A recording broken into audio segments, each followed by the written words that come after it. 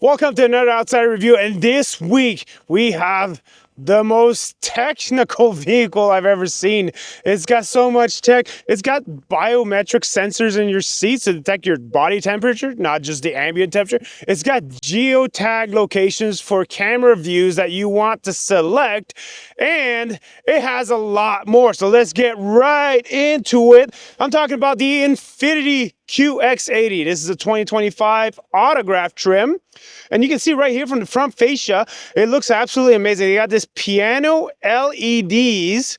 This is the theme for Infiniti now. They have it all around, the nice black grille. This actually lights up as well, the Infiniti logo. I gotta tell you, this is quite an impressive looking vehicle. If I'm sounding biased, maybe because that is, but I actually like it quite a bit. But what really matters is that 3.5 liter turbocharged V6 through a 9-speed transmission, giving you 450 horsepower, 515 pounds-feet of torque. It's standard all-wheel drive in Canada. In the US, you can actually get all-wheel drive and rear-wheel drive. It's capable of towing 8,500 pounds. So that's 50 horsepower more than the previous year and 100 pounds-feet of torque more as well as the previous model year. It's a body-on-frame SUV, and it's going to give you fuel economy about 13.8 liters per 100 kilometers in Canada and 17 miles per gallon combined for the US, which is actually a 10% better fuel economy than the old V8. So there is no V8 configuration this year. You can only get it with the V6, but as I've just said, extra horsepower, extra torque, less fuel, that's got to be a good thing. Plus, it actually sounds really good. You'll see when we're driving it around. But what do you guys think about the overall aesthetic? I think it's very impressive. So we are riding on a dynamic electric air suspension here. So it's at its lowest settings. You'll see when I'm driving it, if I can get that drone footage in, you'll see it goes up and down, and you can control that. We're going to talk about that when we go on the inside. Furthermore, 22-inch wheel. I do like this spokes design, and we are rocking obviously winter tires because of the snow, and we are in Quebec. When you come to the side over here, running boards, they're standard as well. It's not an option, and nor should it be. I do like the handles. They do go flush when you decide to lock it in, and they pop out. I haven't had any issues. They are quite sturdy. No problem. I've opened this vehicle up when it was completely frozen. Absolutely no issues. We have 360-degree camera. I'll talk more about that when I'm in the interior. Lots of angles. You can geotag locations to activate the cameras automatically, depending on the views that you want. Lots of things going on with this vehicle. Fuel economy that I've just talked to, that is with premium fuel. So this only takes premium unleaded fuel. That's something to consider. However, when you consider the price tag, you're going to be able to afford the premium fuel, in my opinion, because if I'm telling you the price, I'll just go right into it right now. It starts at $105,000 Canadian and can go up to $125,000. In the US, $85,000 up to $111,000. As we go in the back, we have Infiniti logo stamped out or stenciled out with the QX80, and here we got the all-wheel drive. And at the push of a button, you actually can get access to the cargo room. Now here's the cargo specs. You got 22 cubic feet with all the seats up. Also, you do have a little bit of storage underneath, and you do have a 120-volt outlet and several tie downs, as I'm showing here. You also have, at a touch of a button, you can lower all the seats from the back, and it's just one easy click of the button. So if you lower the third row, you got 59 cubic feet. And if you lower all the rows, you got 101 cubic feet. Plenty of storage in here, and you can actually have a car seat for babies, and it'll be fine in the second row. You can actually still get access to that third row with a car seat in there. Very handy feature to have. Now let's go inside, and I'll show you how much room there is when I'm sitting in it. And here I am. I'm going to go into the third row. It's easy as pressing one button, maybe hold it for a couple seconds. You hear a little beep, it's gonna start moving. And I've said it before, you can have a child seat in here because it has a sensor. As soon as it starts pressing, it'll actually move backwards. And to get access, it's actually fairly easy. Even for myself, a slightly bigger 5'9" individual. And I'm gonna move this seat back so that you guys can see. Back here, you're looking at 32.9 inches of legroom. 5'9" individual like me, I have ample legroom, like more than enough. Look at this knee space. This is the first time in a 3-row SUV that I ever had this much space. And I can actually recline a little bit. I'm actually in the max setting here, but this is actually does have a few settings of recline back here, as well as USB-C and heated seats. You have high, you have low, so you can actually change the grades of heated seats that you have. Nice leather seats. I have room for 3 individual, and headspace, I have about an inch left. Pretty good for a 3rd row. Ventilation over here on both sides. And yeah, so you have USB-C's connection on both sides, and you can actually have an adult here for a long drive. This is the first time I ever said that since I've had this channel, is I can actually be back here for pretty much a full day of driving. Now let's go check out the 2nd row. So 2nd row, even more accessible, and let's close it up. I have the 24 speaker Kipsch sound system. Sounds really good. I like it quite a bit. And this is where you start seeing some more design. So you still have a little bit of maroon colored leather, as well as the pinstripe here. I like it. Looks very fancy, I think it does. Kangaroo pouch and 39.2 inches of legroom back here. Ample headroom. Vents up here, which is actually where I would prefer to have my ventilation. And it's ventilation control. So I have heated and ventilated seat. And the biometric system, as I was talking about, biometric sensors that detects body temperature, starts right here in the 2nd row. So in the 2nd row, if I'm a hot individual and I sit back here, cooling seats are going to start, even if the ambient temperature doesn't need cooling, because a lot of vehicles sense ambient temperatures and they start heated or cool seats according to that. But these ones, no, they detect your body temperature. So if you're hot and it's still somewhat cold out there, it's still going to cool you, which I can appreciate as a person that runs hot. Otherwise, I have all the different type of ventilation settings over here, and I got cup holders in the middle, and then I have a tablet over here. I can turn it on, and you can actually access ventilation and heated seats as well here. You have all your climate controls here.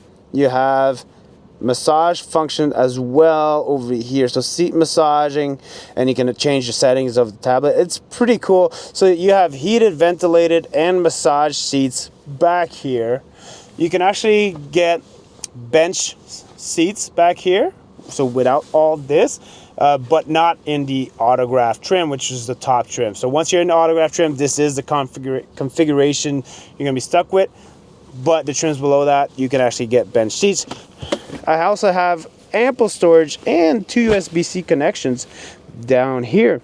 So overall, everything is really premium feeling. You got a nice stitching autograph over here. Lots of space, more than you need. And I'm extremely comfortable.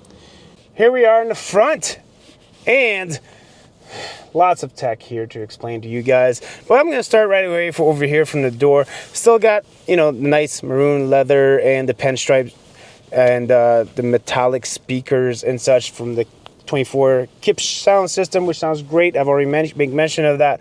And then you move on to the, well, I'm just gonna mention right here. So we got dual 14-inch screens.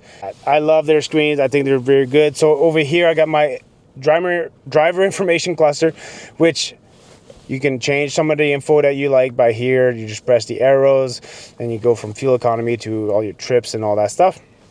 Speaking of the steering wheel, pretty cool. It's got an Infiniti stitched in, impressed here in the leather wrap steering wheel. And I also have ProPilot Assist. Now ProPilot is pretty cool because it's hands-free, so you can drive on highways hands-free with this ProPilot drive system.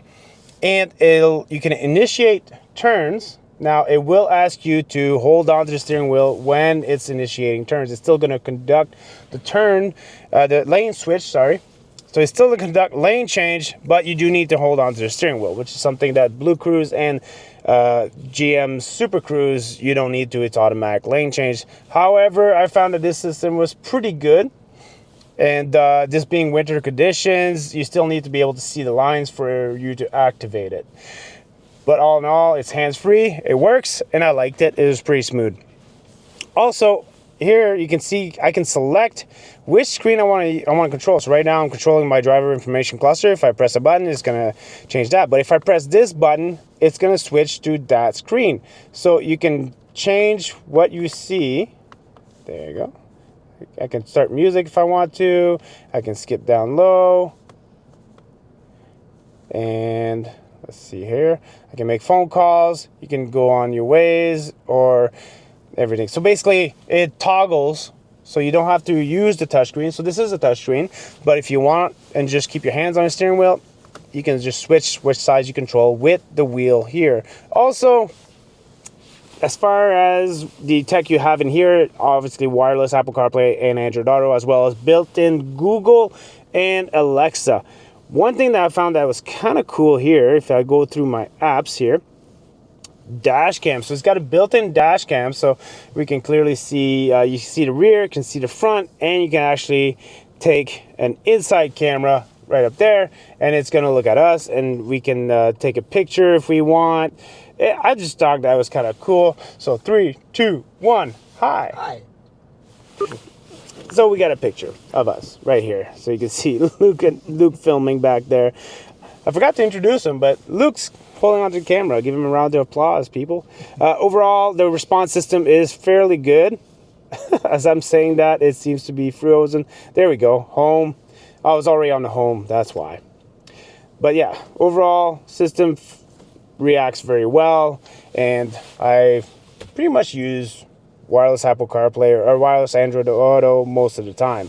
Down here I got some vents, I got my push start stop, and I got a volume knob as well as music, skip or last. I would prefer to have these down here personally. I think it kind of messes a little bit with the motif going on. And here is a touch capacitive screen here, so a touch screen where you can change the rear temperature and the drive mode. So I'm not sure if you can hear that, but you can actually feel a depression when you press on the screen. So you can, if you just touch it like this, it's not gonna really select it. So I'm touching it, I have to depress it a little bit, all right? So that's one thing to keep in mind. Hazard lights, and there is the piano key shifter, not my favorite. We all know, if you follow the channel, that I do not like piano key shifter, but here they are. So you can get quite a bit of imprints here on this piano black. I also have my auto air suspension adjustment, so if I want to go up and down, and camera. Let's talk a little bit about camera angles and such. So you have every angle you could possibly imagine, but one thing I made note of it at the beginning was the geotag location. So let's say I go over here and I want to see the whole view on both screens. Here I have it, and then you have a little pin with a plus, so you press this and it says camera view saved and will appear whenever you arrive at this location. So automatically, if you have a parking spot at work that you dread all the time and you have a hard time seeing, because this is a kind of a bulky vehicle, although I do like that, you know, it's a sharp drop, so you can, visibility is not really an issue, especially with these camera views. But if you have an issue, boom, you can set it geotag to that location. Quite handy. I think a lot of people can appreciate that. Overall, you can have every single view that you can imagine, from a 3D view to there you go, there's a picture of our vehicle and the snowbanks that's surrounding us, and you can literally click on every single view. So many views. Cup holders, they do fit big gulps, and you can actually cover and conceal that, and the wireless charger that's over here.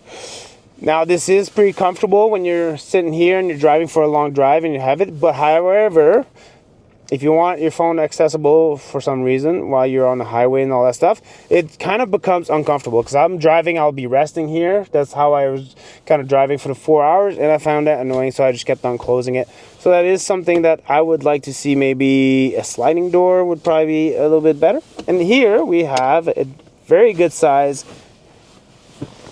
center console, but it's also a cool box. As you can see here, I can turn on a cool box, and that just means it's going to keep my drinks nice and cold. I definitely like that.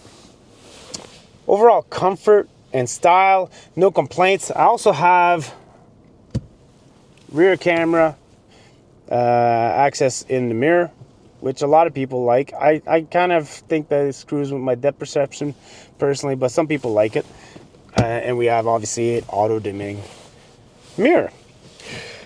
Comfort, really good. So many ways to adjust this. And the material is very comfortable. And one thing that I absolutely love is when I'm taking a phone call, I got speakers, some of the 24 speakers are located here.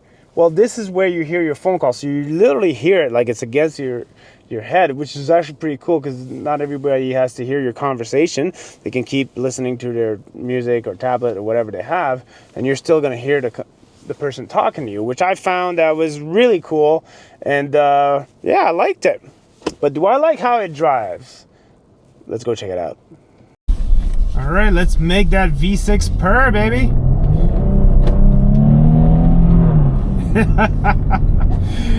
It does sound pretty good. And I gotta tell you, as far as horsepower, when you're comparing it to its rivals, this one is pretty high up on horsepower. I think it's the highest one as far as the luxury SUVs.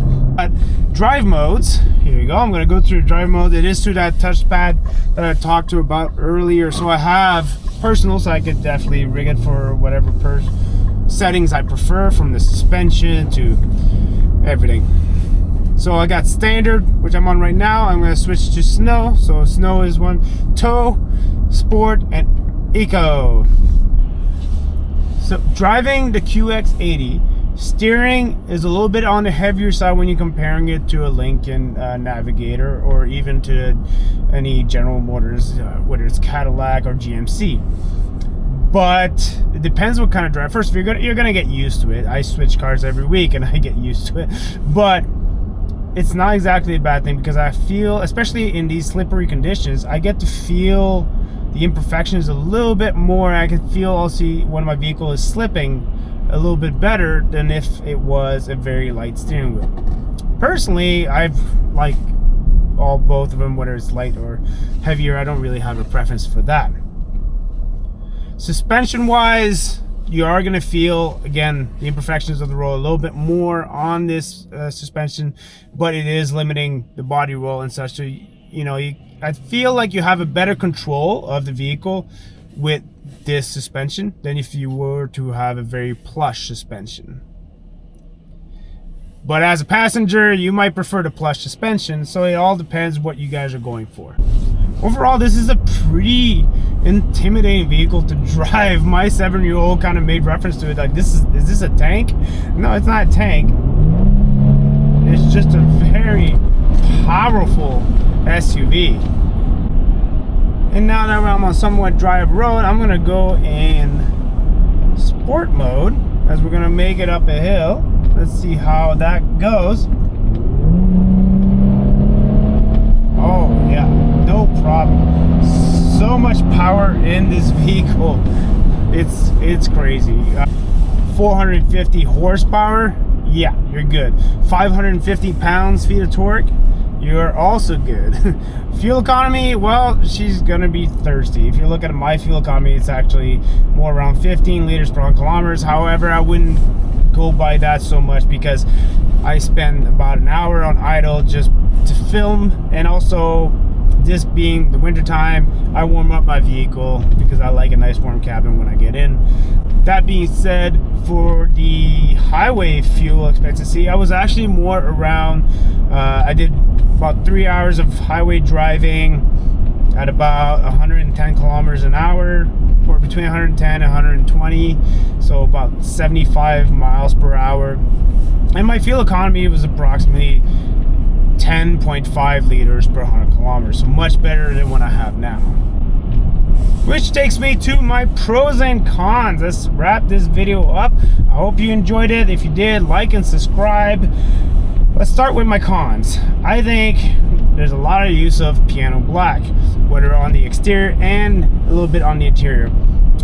The touchpad, I wouldn't say it's my favorite thing. I would prefer to have maybe some physical buttons, and a combination of the two would probably be a more preferable thing for me. And as well as location of this door, I don't really particularly like it when I'm taking a long drive, albeit I know you don't need access to your cell phone when you're driving. My pros, the power output. This vehicle definitely goes. It's got so much power. It's got a beautiful engine noise. It is really good. Second, the technology, from the biometrics, seat sensors, to the geotagging of the cameras that you want to have at certain locations. It's just very, very, it makes you feel like you did purchase a high-end vehicle, which this is, right?